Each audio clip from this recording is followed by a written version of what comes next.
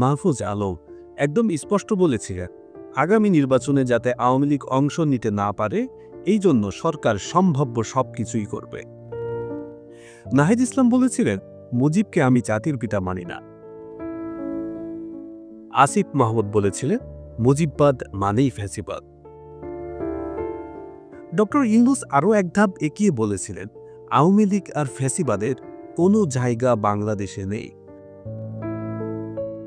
আর গতকাল বিএনপি যায় বলে আসছে, আওয়ামী লীগ সহ সব দলকেই তারা ইলেকশনে চায়। এর প্রেক্ষিতে ডক্টর ইউনূসও বলে দিয়েছেন, বিএনপি যেহেতু চাইতেছে, সো আওয়ামী লীগ সহই ইলেকশন হবে। আর আজকে আওয়ামী লীগ নেতা কামরুল হাসান কোর্টে হুমকি দিয়ে বলেছে, এই দিন দিন না, আরো দিন আছে। বিএনপি ১৯৭৯ সালে আওয়ামী লীগ পুনর্বাসন করেছিল। সেইটার ফলাফল জিয়াউর রহমান নিজের জীবন দিয়ে দিয়েছিলেন। আর বাংলাদেশের মানুষকে হারাতে হয়েছিল স্বাধীনতা।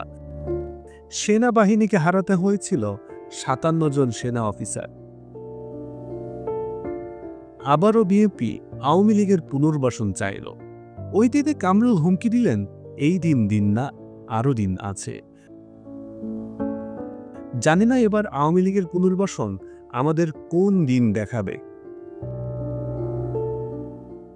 শুধু ইতিহাসে লেখা থাকবে, দুইবার বাংলাদেশ সুযোগ পেয়েছিল আওয়ামী লীগ নামের এই অভিশাপ থেকে মুক্ত হওয়ার।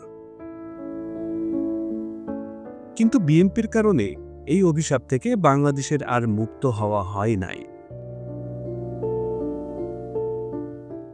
ইতিহাস যেমন আওয়ামী লীগের নৃশংসতা মনে রাখবে, তেমনি আওয়ামী লীগের এত নৃশংসতার পরেও কারা আওয়ামী লীগকে বারবার নৃশংস হওয়ার সুযোগ করে দিয়েছিল, সেটাও ইতিহাস মনে রাখবে নিশ্চয়ই।